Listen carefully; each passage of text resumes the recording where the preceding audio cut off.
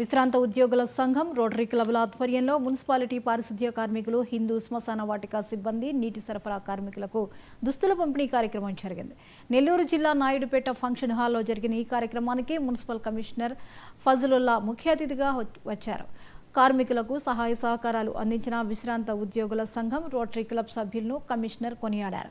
ఈ కార్యక్రమంలో రిటైర్డ్ ఉద్యోగులు, రోటరీ క్లబ్ సభ్యులు, మున్సిపాలిటీ కార్మికులు పాల్గొన్నారు.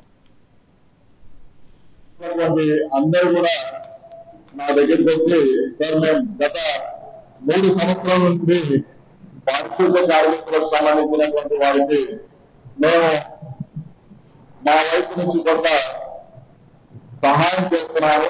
వాళ్ళకి ఈ బట్టలు అవి పెడుతున్నాం సార్, ఫలానా ట్రస్ట్ ద్వారా వారి యొక్క ఆర్థిక సహాయం అని చెప్పినప్పుడు ఒకసారి మన సభ్యులందరికీ రోటరీ క్లబ్ సంబంధించినటువంటి ప్రతి ఒక్కరికి పేరు పేరున ధన్యవాదాలు తెలుపుకుంటూ సెలవు తీసుకున్నాను. Thank you.